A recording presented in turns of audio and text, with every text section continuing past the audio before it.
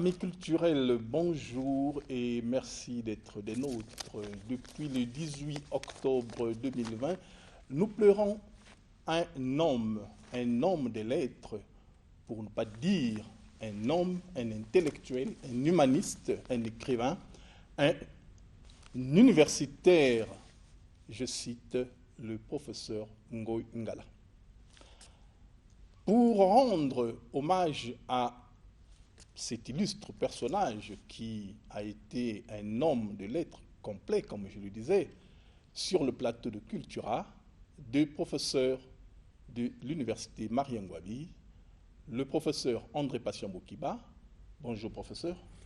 Bonjour, sauf Gérard. Et le professeur Jean-Claude Bayakissa. Bonjour professeur. Bonjour, sauf Gérard. Voilà, nous sommes là pour parler du professeur Dominique Ngoy Ngala, qui nous a quittés depuis quelques jours et qui a été mis en terre provisoirement en France le 23 octobre 2020. Ngoy Ngala, l'homme, l'intellectuel et l'universitaire, l'écrivain, ensemble avec vous pour évoquer cette mémoire. Alors, professeur André Patient-Bokiba, lorsque j'ai cité Dominique Ngoy Ngala, qu'est-ce que cela vous évoque? Je voudrais d'abord vous remercier, sauf Gérard, de me faire participer à cet hommage à un homme que j'ai connu, qui occupait dans l'intellectualité congolaise, dans l'université congolaise, dans la chrétienté congolaise, une place tout à fait éminente. Et Dominique Ngoy Ngala nous a quittés. Quand je pense à Dominique Ngoy Ngala, je me réfère surtout à son parcours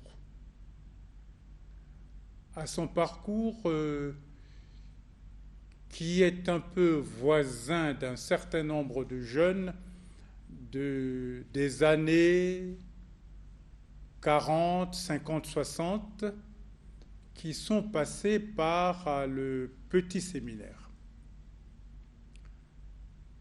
Quand vous passez par le petit séminaire, sauf Gérard, vous subissez là une formation, vous entrez dans un moule d'où vous sortez avec des stigmates qui ne vous quitteront pas ou qui vous quitteront rarement tout au long du parcours de votre vie. Et quand je songe à Dominique Ngoy Ngala, c'est d'abord au garçon qu'il a dû être, il a été mon aîné, au petit séminaire qu'il a été à Mbamou, au petit séminaire de Mbamou. Je le dis parce que le règlement, le style de vie, l'apprentissage de la vie scolaire dans les petits séminaires étaient rigoureusement identiques. Et je crois que c'est là l'essentiel. Si on ne perçoit pas ça, on ne comprendra pas l'homme, l'enseignant, l'intellectuel, l'écrivain, le poète qu'il aura été par la suite. Et c'est d'abord à ce creuset-là que je pense. Ce creuset qui nous a façonnés, nous qui, par l'appel de ce que nous appelions à l'époque une certaine évocation, avons fréquenté ces établissements jusqu'à en sortir partiellement parce que ces établissements continuent de nous habiter. Et Ngoy Ngala a été toute sa vie habité par les principes de vie de cet établissement-là. Et c'est un ancien séminariste qui aura gardé tout au long de sa vie, et nous aurons l'occasion d'y revenir, les marques de cette éducation qu'il a reçue, chez les pères spiritains, qui était une éducation relativement dure, mais formatrice, avec à la base l'apprentissage de toutes les matières, certes, mais fondamentalement l'étude du latin et du grec qui nous ouvrait la porte à la lecture des textes anciens, et ces textes anciens qui fondent ce que l'on appelle les humanités. Et l'humanisme de Ngoïngala était bâti sur cette connaissance intime des auteurs anciens. Voilà ce à quoi je pense au début de cette évocation de la mémoire de Dominique Ngoïngala. Merci. Professeur André Passy-Mokiba. Alors, professeur Jean-Claude Bayakissa, quelle évocation, oui. Le simple nom de Ngoïngala lorsque l'on... Oui, pour moi, Ngoïngala, c'est d'abord l'aîné, le professeur, parce qu'il a été mon professeur de latin au séminaire, au moyen séminaire, et le philosophe, puisque certes, il est historien de formation, mais il a été aussi très proche des philosophes en participant à nos colloques. Et c'est aussi le chrétien, parce qu'il a cette formation religieuse que j'ai eue à travers le petit et le moyen séminaire.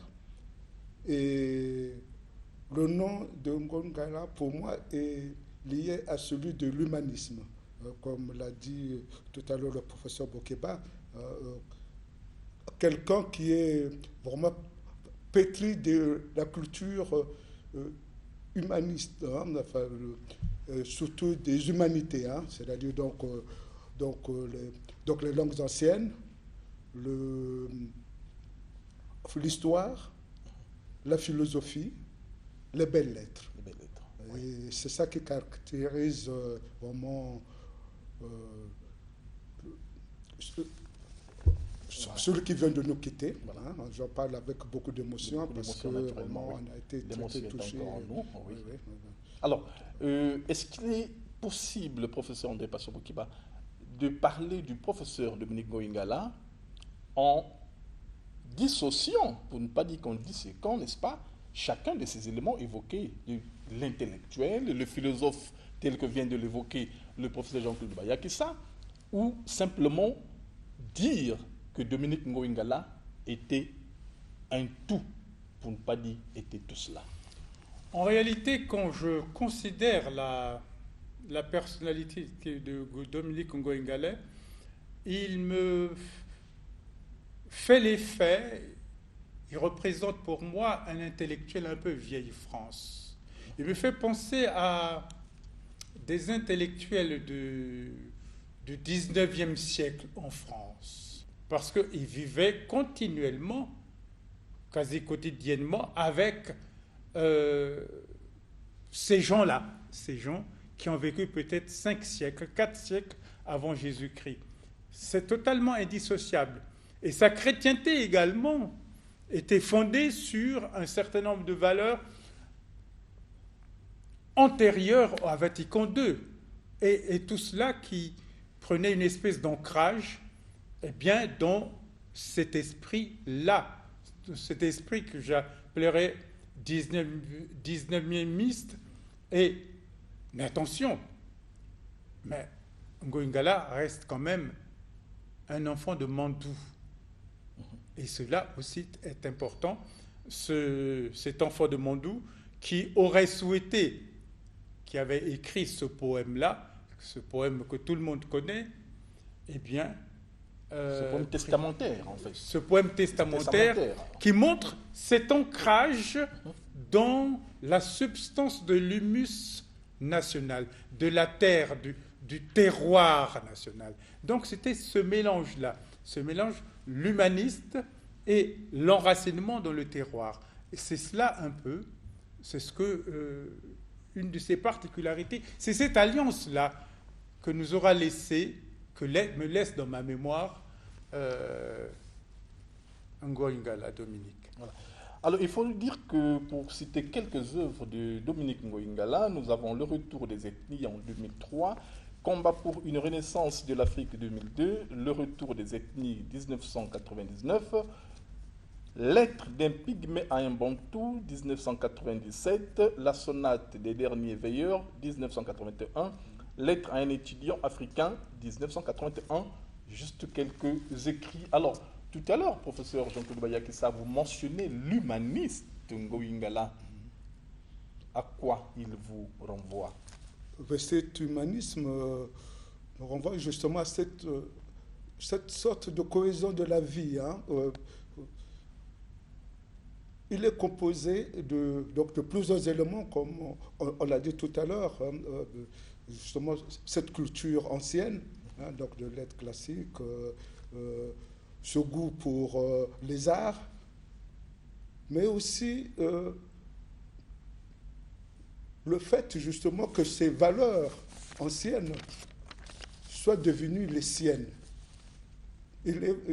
C'est quelqu'un, comme on peut dire, qui a su ne pas du tout établir une distance entre l'Antiquité et nous, mais qui a su justement nous montrer, à nous les plus jeunes, que nous pouvons vivre les valeurs antiques dans cette période contemporaine. Et lui-même, justement, je crois que dans sa vie de tous les jours, il a pratiqué. Et c'est en cela que j'ai dit tout à l'heure que c'était pour moi un modèle. Je voudrais ajouter, en ce que Jean-Claude, si tu permets, à propos de l'humanisme. Le temps humaniste est quelque chose de tout à fait important. Tout simplement parce que le temps humaniste, il a ceci de particulier, il se résume dans cette expression latine « nihil novi », c'est-à-dire qu'il n'y a rien de nouveau. Pourquoi? Parce que quand vous parcourez la civilisation ou l'histoire latine, quand vous êtes voisin, quand vous fréquentez les auteurs grecs, quand vous fréquentez l'histoire grecque, eh bien, vous trouvez exactement les mêmes problèmes que ceux d'aujourd'hui. Nos problèmes contemporains, eh bien, les Grecs et les Latins les avaient déjà vécus. C'est-à-dire qu'au fond, ils les avaient vécus à leur époque en cherchant à les résoudre avec les moyens de l'époque. Quand on considère l'histoire romaine, le problème de la distribution des terres, les problèmes fonciers sont là. Les guerres sont là, la guerre des Gaules. Les guerres civiles sont là. Sinon, on ne parlerait pas d'un César, on parlerait pas... La trahison est là, sinon on ne parlerait pas d'un Brutus. Quand on regarde la civilisation grecque, eh bien, Alexandre, Philippe, les Philippiques, écoutez, tout ça c'est la guerre. Donc le phénomène de belligérance, de guerre, il n'est pas d'aujourd'hui. Par conséquent, l'humaniste a sur lui cette espèce de distanciation que lui donne sa culture. Parce que ce qui nous arrive aujourd'hui, eh bien, on l'a vécu depuis.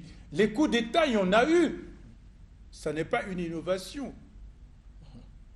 Par conséquent, l'humaniste regarde toujours ce qui se passe aujourd'hui avec un œil en se disant « Oh, il n'y a rien de bien nouveau. » Ça, c'est bien connu. Les problèmes de la terre, la distribution des terres, les problèmes de la dette. Il n'y a qu'à voir la constitution de Solon en Grèce. Les dettes, les dettes, les dettes, les dettes. Mais les dettes ont existé. Comment? Il n'y avait pas le Fonds monétaire international, bien entendu, mais il suffit de lire la constitution de Solon pour voir bien, que les Grecs, les Hellènes de cette époque étaient confrontés à des problèmes de dette. Que l'on parle d'immigration, bien, les Métèques, la société grecque était classifiée selon la provenance. Il y avait les barbares, les métèques, etc. L'immigration, le problème de l'immigration, il avait déjà en lui-même pris une charge mythique. L'Iliade et l'Odyssée, qu'est-ce que c'est? Eh bien, l'Odyssée, qu'est-ce que c'est? Eh bien, c'est la navigation autour de cette Méditerranée où nos jeunes trouvent la mort en allant chercher des miettes de bonheur de l'autre côté de la Méditerranée. Par conséquent, un humaniste, c'est quelqu'un qui a un temps spécial, qui regarde le présent en se disant qu'au fond, ce qui s'est passé dans le passé, eh bien, c'était exactement pareil. Voyez? Et c'est pour ça qu'il y a une espèce de distanciation. Et en même temps que je fréquente mon contemporain, je fréquente également celui qui a vécu il y a 4 siècles avant Jésus-Christ. Voyez, c'est ça.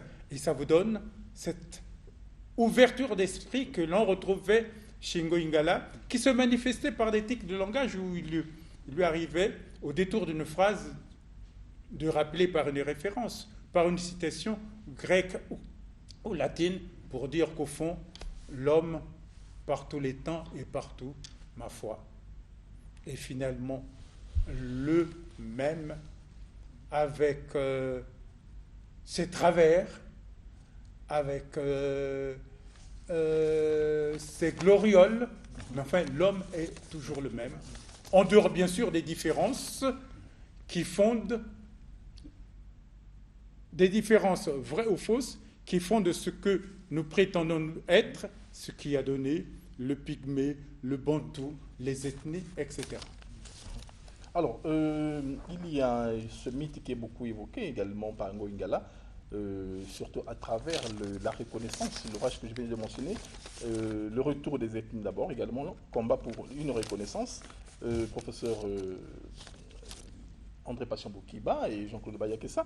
Donc je parlais du mythe du terroir, deux facteurs qu'on retrouve beaucoup chez Ngoïngala. Le mythe du terroir, également la quête de l'être idéal. Et en passant, professeur André Passion-Boukiba, vous avez parlé de ce que Ngoïngala était préoccupé par la formation de l'homme, donc la question de l'éducation, qui est également ce que certainement qui doit être une conséquence de son passage ou de son séjour au petit séminaire. Bien, il y a 2 choses que vous avez évoquées là. Vous avez évoqué le terroir et la formation. Alors je dirais d'abord un mot à propos de la question du terroir, qui est une question tout à fait, qui est une caractéristique des écrivains congolais. Hein? Ce qui caractérise les écrivains congolais, c'est cette particularité à ce que disait un peu Tshikao Tamsi, l'âme congolaise. Hein, c'est cela. Vous avez, chez Tshikao Tamsi, vous avez ce culte de la congolité. Quand on lui a posé la question, ses rapports avec le Congo, il dit, à propos de Soni, lui, il habite le Congo, mais moi, le Congo m'habite. Bon.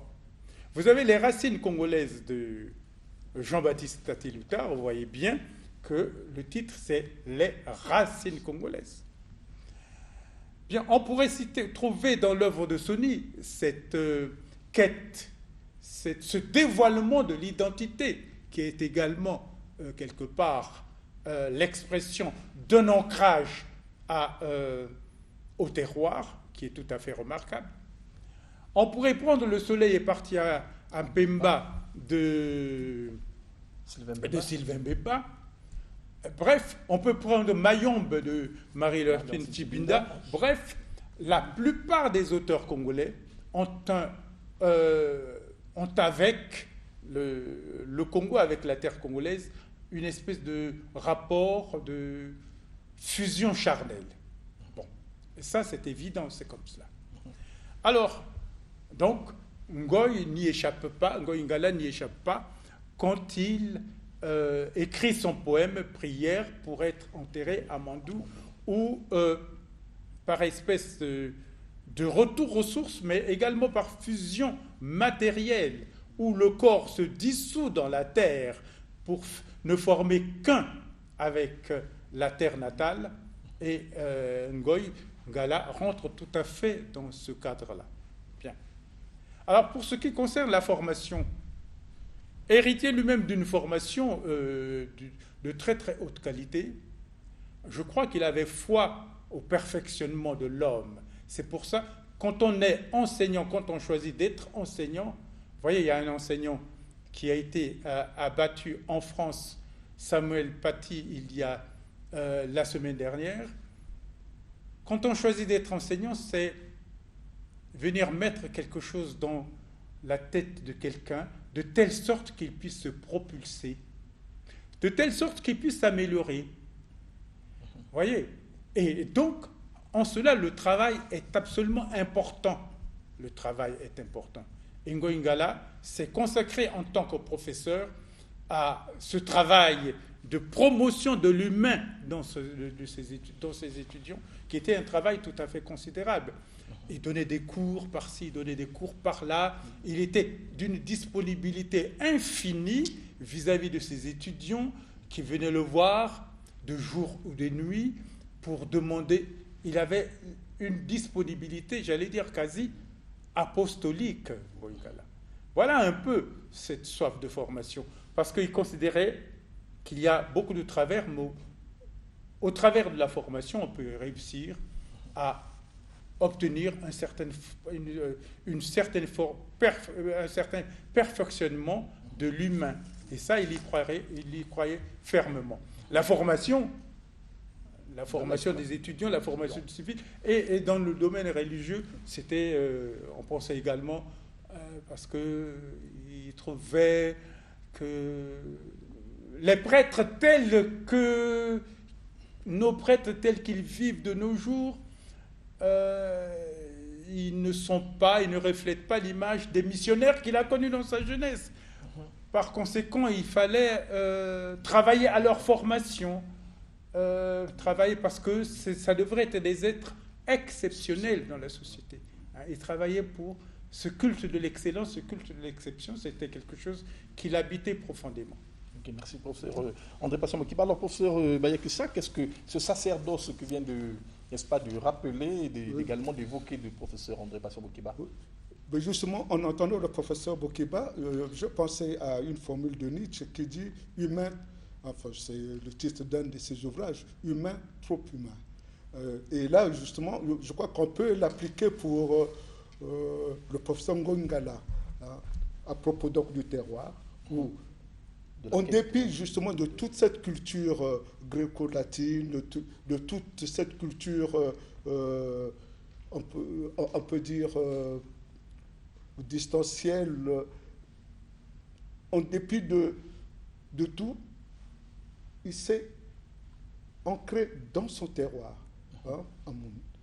dans son village. Et je me souviens très bien quand on parlait surtout de l'histoire du royaume Congo, justement, il revenait souvent sur la culture Congo, sur la culture du pays. Et pour reprendre l'expression du professeur Bokiba, sur cette congolité, justement. Et le deuxième point que vous avez évoqué, c'est sur la formation. Mais je pense encore à un ouvrage grec sur la formation de l'homme grec. Et là, on peut parler de la formation. Comment le professeur Ngoï Ngala a pu rassembler en lui, justement, tous ces éléments épars, donc cette congolité, la culture antique, la culture religieuse, la culture de son propre village. Il a tout rassemblé pour faire toute une cohésion de vie, enfin pour être lui-même. Et c'est ça qui le caractérise justement. C'est cette singularité. Merci. Alors, justement, tout à l'heure, professeur, vous avez ensemble évoqué ce très beau poème testamentaire, Prière pour être enterré à Mandou. Mais substantiellement, je pense que c'est un poème très représentatif de ce que l'on pourrait, n'est-ce pas, dire de Dominique Ngoï Ngala, qu'il était le poète du retour au pays natal. Mandou, Kimvembe, Mabombo, des villages qui sont très récurrents dans sa poésie, dans ses écrits, mais qui nous évoquent là également, qui nous replacent dans son lieu, dans son premier lieu, il faut dire le lieu maternel, le lieu paternel, donc son premier lieu de formation de l'homme qu'il a eu. Ben, évidemment. Bon, ce côté-là, bon, il n'y a pas d'œuvre absolument qui retrace cette, j'allais dire, ce stade strictement traditionnel. Je n'ai pas lu oui, en fait, strictement dans sa traditionnel, poésie, mais ouais. il y a véritablement cet ancrage-là. Ouais. Voilà, ça c'est quand on est en face de la poésie de Dominique Ngoïngala, il y a vraiment cet ancrage qu'il faut. Oui, oui. Il nous ramène un peu dans des poèmes totalement contemplatifs, ou nous ramène dans son village, il fait vraiment... oui, oui, mais je suis... il y a cette espèce de syncrétisme auquel Ngoïngala procède, parce que après tout, il y a retour au pays natal, il y a ancrage au terroir. Mais si on va du côté de Rome, si on visite Virgile, eh bien on va trouver des poèmes bucoliques. On va trouver des poèmes bucoliques qui sont une forme de célébration, une forme de dithyrambe à la vie rurale, à la vie, à la campagne, à la vie au village. Par conséquent, cette alliance est tout à fait récurrente. Quand il repart au pays natal, il repart au pays natal avec sous les bras Virgile. Et par conséquent, il y a cette espèce de rencontre heureuse entre le classique, entre l'élève classique, entre le petit séminariste et le garçon du village. Il y retrouve à peu près la même ambiance et le culte de soi, et se déploie également le culte du terroir, se déploie également à des résonances dans sa culture. Chez Virgile, par exemple, il y a des poèmes bucoliques qui évoquent parfaitement la campagne, et je suis persuadé que s'il avait été là, il aurait cité un fragment de Virgile. Vous voyez ? Et tout ça, c'est cette heureuse fusion, cette heureuse rencontre de deux cultures qui finissent par n'en faire qu'une à l'intérieur de cet homme-là. Je crois que ça aussi c'est important, et parce qu'il a appris, Virgile aussi, les bucoliques, etc. Vous voyez ? Okay. Alors, pour ce Bayeksa, il y aurait eu une réaction, une évocation Oui, à ce niveau ? Non, justement, cette singularité, c'est justement le fait qu'il ait su abolir la distance culturelle, hein, pour se retrouver justement aussi bien dans l'Antiquité que chez lui, dans son propre village, que tout en ayant un regard sur le monde contemporain, hein, sur justement, je vois un peu donc les reproches qu'il faisait à ses jeunes collègues, hein, en tant que pédagogue, en tant qu'enseignant. Il lui donnait beaucoup de conseils, et là on voit très bien que c'est quelqu'un qui était déjà vraiment pétri non seulement de belles lettres, mais d'une grande culture, et qui avait justement pris de la hauteur.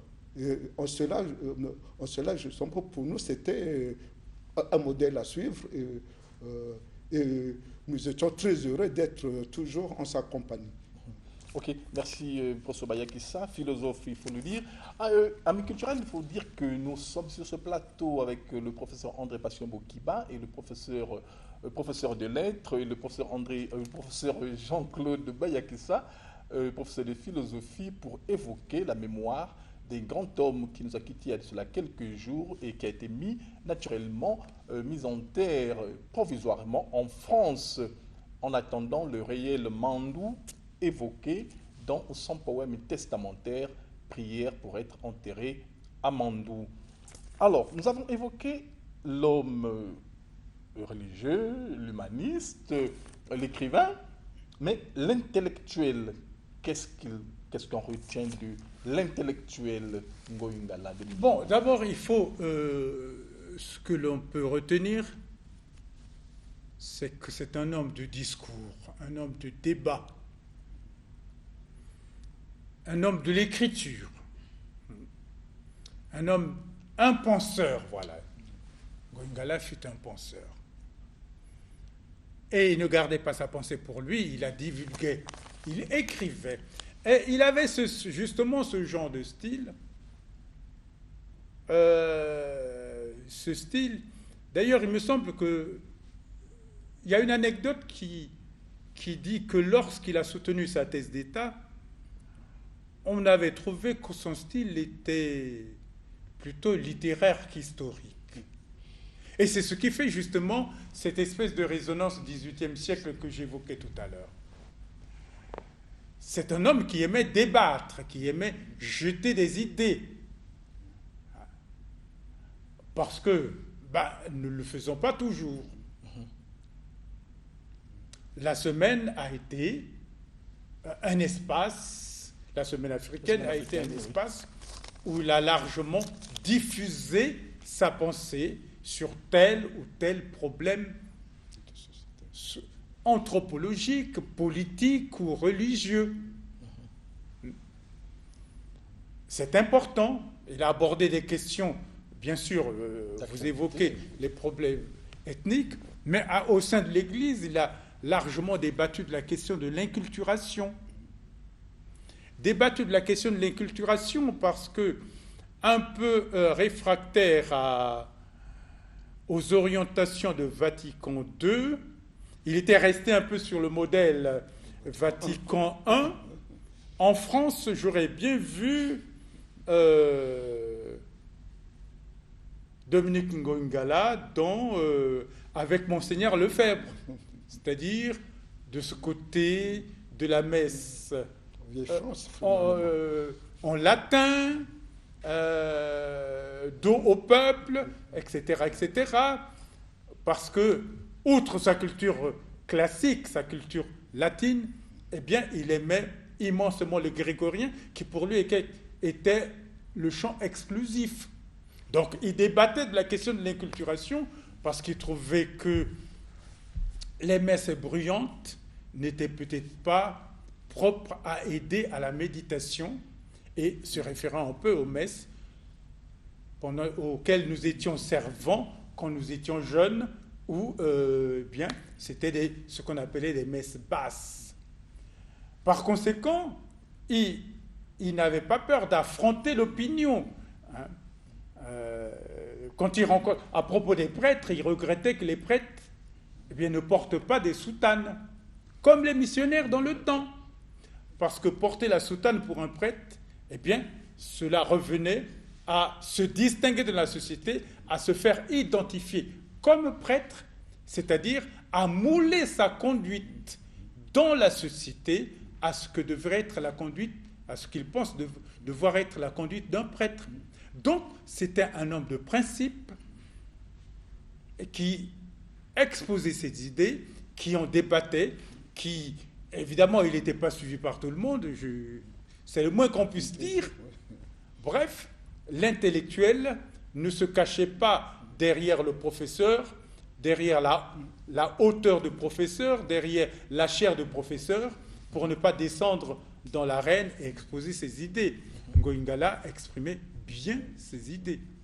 Et tout ce qu'il a écrit, il a publié. Et ça, totalement en dehors de son métier d'historien. Et là, c'est son métier, sa fonction de penseur, acteur de la pensée, et qu'il a voulu exprimer. Et il nous laisse là, et le débat post-mortem continuera sans lui en chair et en os, mais on pourra toujours revenir à Ngoïngala pour dire voici ce qu'il disait à propos de tel ou tel problème. La question de l'identité, elle est tout à fait fondamentale.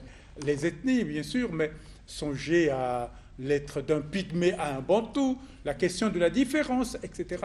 Tout ça, c'est important. On évite parfois d'affronter ces questions-là comme si elles devraient être tabous. Non, lui, il les affronte parce que...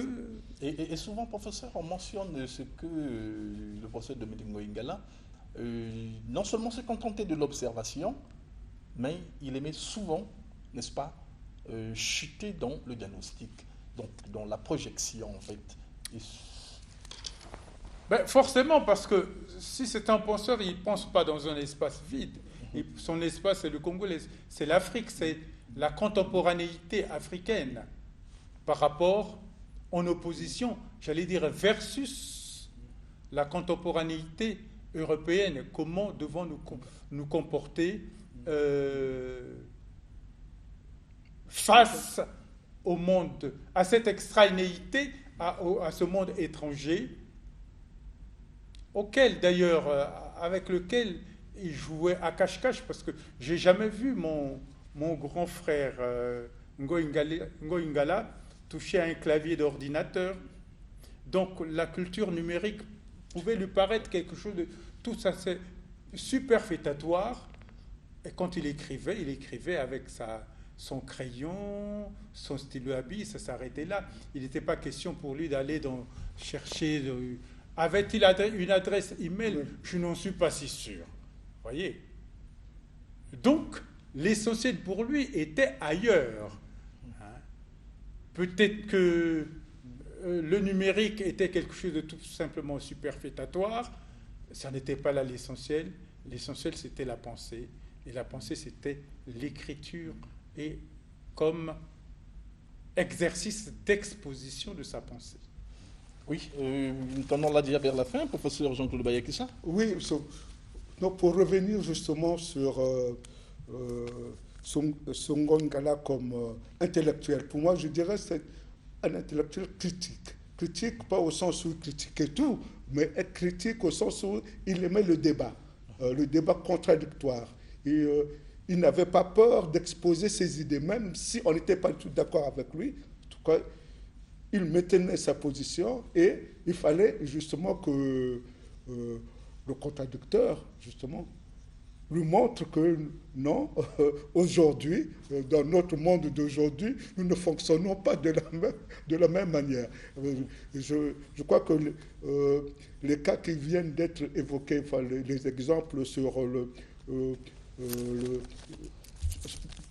sur sa formation en informatique ou bien le fait qu'il n'y ait pas d'adresse mail.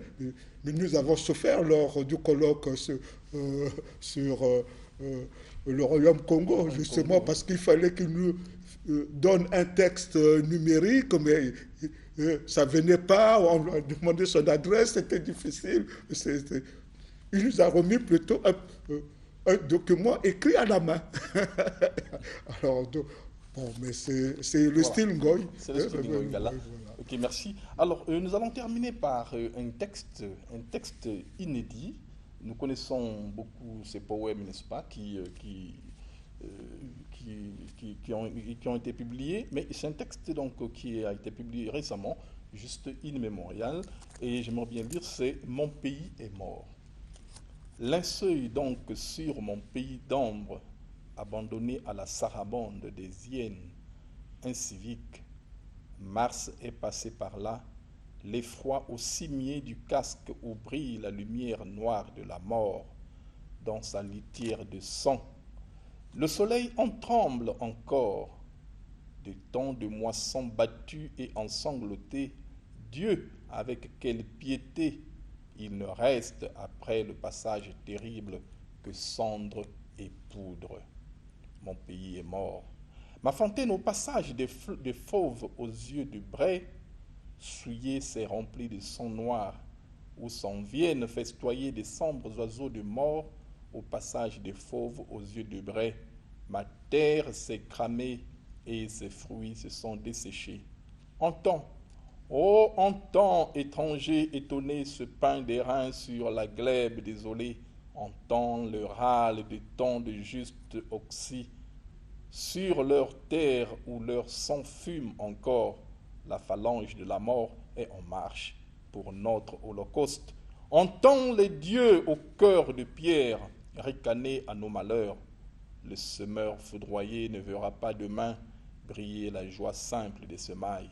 En vain pour lui s'unir, on dénonce féconde la pluie et la terre. Dominique Ngoïngala. Voilà. Oui, si le mort dit que mon pays est mort, ça veut dire que le mort est encore vivant et son œuvre nous reste. Et Ngoïngala restera encore parmi nous tant que nous continuerons à le lire, tant que nous le garderons dans notre mémoire. Merci, professeur André Passio-Mokiba. Oui, mot de fin. Oui, je dirais que il est vivant jusqu'à la mort, au sens où la mort n'est rien, hein, tant que ses écrits sont avec nous, restent avec nous, et qu'on peut toujours le relire, et donc s'imprégner justement de cet esprit humaniste qu'il a su développer et communiquer. Merci professeur André Passio-Mokiba, merci professeur Jean-Claude Bayakissa pour ce partage, pour cette évocation de la mémoire de Dominique Ngoïngala, professeur de lettres, historien, l'intellectuel, le penseur, l'humaniste, l'enseignant. Nous avons évoqué tout cela, le chrétien également, et très religieux, il faut dire. Nous avons évoqué toutes ces dimensions de l'homme qu'il a été. Et pour terminer, j'aimerais bien développer, cultiver cette pensée positive à l'endroit de Philippe Ngala, dans le cadre de la balade des idées. En tout cas, beaucoup de courage à nous tous. Il faut simplement dire et retenir que Dominique Ngoïngala est avec nous et parmi nous. Par ces mots, je vous dis merci, chers amis culturels, et à très bientôt.